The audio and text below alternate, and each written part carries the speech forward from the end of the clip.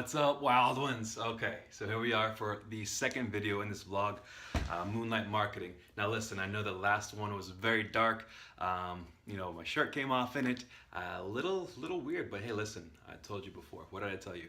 I am a freak, and I want your attention because every time we're on here, you're spending it with me. I'm auditioning for your attention every time, and I want to live up to that. I want to get the part. So tonight's video is going to be more so about marketing. We're going to do a flip-flop. One video will be marketing, one more mindset, so on and so forth, until we break YouTube. So this one is about marketing, and it's going to be talking about we're summoning the spirit of the wolf. All right, now this is something that I talk about in my book, The Spirit Animals of Marketing, but this one is going to be really about building your pack. Now, there's going to be 6 things we have to think about, okay? Make sure I get this first. 6 things we have to think about. The first bullet on there is going to be defining your pack by diehard disciples. That's what you need to focus on, is making your pack full of diehard disciples instead of building an arc for everybody to jump on board with. When you start taming down your howl and your vibe, then you're going to start slipping into those slopes of being beige. Your fur is going to get shaved. You're going to be tossed into PetSmart to get sold. You're domesticated now. You're no longer that wild fucking hunter of you. That's a very important thing to be in marketing because you have to be authentic. You have to stand out. You have to get attention, right? So what's the best way to do it? By, again, doing something you can do all the time, by being you. So yes, you might have people that are turned off or don't fully get what your style is, and that's fine. Kick them out. Kick rocks. That's totally okay, because those aren't going to be the people that are sticking with you month in, month out, year in, year out. You want, again, to establish your pack of die-hard disciples. So let the freak flag fly, let your howls out, go wild with it, okay? The second thing on here is really important, is creating a signature vibe, a product experience, whatever market you're in, whatever industry you're in. That's what you need to create, is a signature. Now, this is, again, a way for you to establish your voice, the sound of your own howl, the color of your fur. That's what you have to remain authentic to, okay? Now, this is also something in the real world, instead of getting out of the animal world now, is what you're going to do by basically creating a shareable experience. Now, that is something that we've seen more and more of really on social media. I mean, how I was in New York a few summers ago, and I'm seeing a line, okay, around the block, and I'm thinking Apple's got something coming out. Well, then I see that same line start on this block over here, and then I see that next line continue on this block over here. But what the hell is this? It was a donut bagel. Oh, no, I'm sorry, a rainbow bagel. Rainbow bagel people were waiting in line for. Insane. There's this bar in Orlando, I think it's called Mather's Social. These guys have created a really cool vibe and experience in itself. It's leather and wood and, rustic, vintage. It's cool on the inside, right? Tons of places like that, though. But they're creating a shareable experience with their drinks. For instance, there's this one that comes out, there's a light bulb with some type of translucent liquid on the inside, and then there's a glow stick on there curled up, so it looks like it's an electric light sitting in your glass full of rocks. So I'm assuming you would just pour that out onto the rocks and have a fun cocktail.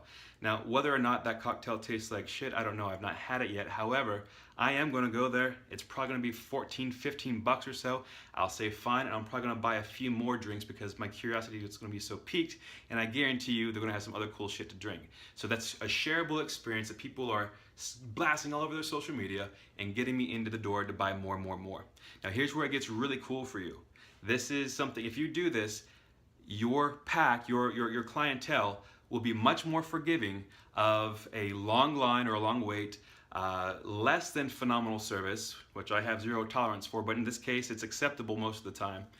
And they'll be okay with it just being, it's all right, as long as it's a cool and shareable experience. I mean, look at Starbucks for even, when they did that unicorn Frappuccino thing. Those poor baristas will probably have blue and green lining in their lungs, and there's gonna be some unicorn disease later on in the future because of that. But it got things sold. Those Frappuccinos were sold out every store I went to, so that was crazy. So you're creating that signature vibe, you're creating that signature product, and then you're throwing it out there, letting people know about it. Because the cool thing about that also is that if people start doing that, if they start copycatting what you're doing, because it's social media is always a party that never stops, people know that you were the first one to take it to market. as long as you're sharing it right. Really, in their eyes, the one who shares the most is the one that's done it first. So if somebody else comes along, that's fine. They're the ones that are the wolves in sheep clothing, or whatever you want to put them in. You're still the alpha of unique and awesomeness, as long as you keep on going with it. Because just as soon as that unicorn frappuccino came out, there's this Fro-Yo place, probably in Manhattan, I don't know, they came out with this, what they call Goth ice cream, and it's all black ice cream, all black cone. It's super bummed out looking, but it looks really cool, and next time up there, I'm definitely gonna grab some. You see what I'm saying? It's always coming out, so you always have to stay sharp. Make sure your fangs remain sharp with that. All right, so number 4 is basically you're going to develop specific hashtags, okay? Come up with 2 or 3 hashtags that would be specific just to you. Maybe take 3 or 4 hashtags that are still specific to you and your vision, but maybe they've already been used already, but not by you or anyone affiliated with you. You basically go in there and commandeer them. You become the alpha of them. You take them over, again, if they make sense for you. So the idea behind this is for you to attach those hashtags on basically everything you post. Get them out there. Run campaigns. Hey, take a picture with our crazy kooky cocktail with this hashtag and get a chance to win, you know, a free tab that night, or whatever the hell it is. You get the idea.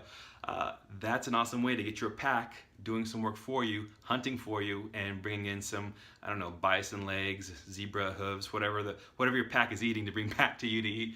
That's what's happening. So it's let them do the work for you by being social, because they love it. That's what they're there for. They want to look cool. They want to get followers.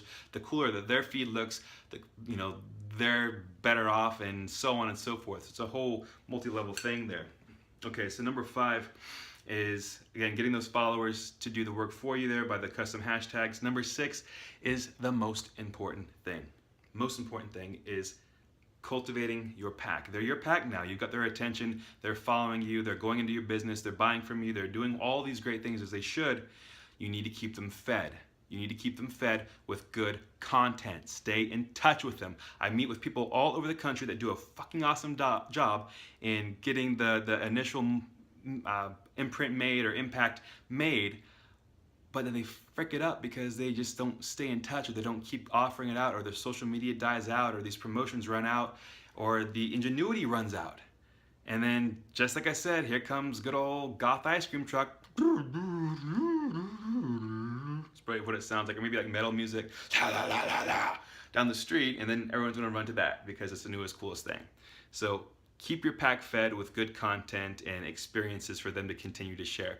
That's really the most amazing thing and the most important thing that you need to do. Okay, so tonight's feature of what I've been drinking,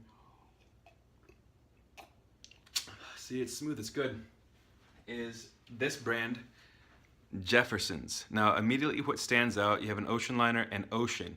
What does that mean, Jeffersons? What does that mean? Kentucky straight bourbon whiskey, very small batch. I love that they say very small batch as well. You'll also notice that up here it says on the neck, voyage number 4. So the reason that I have these guys is because, one, the marketing stood out. I see ocean on a bottle of bourbon. Definitely not used to seeing that.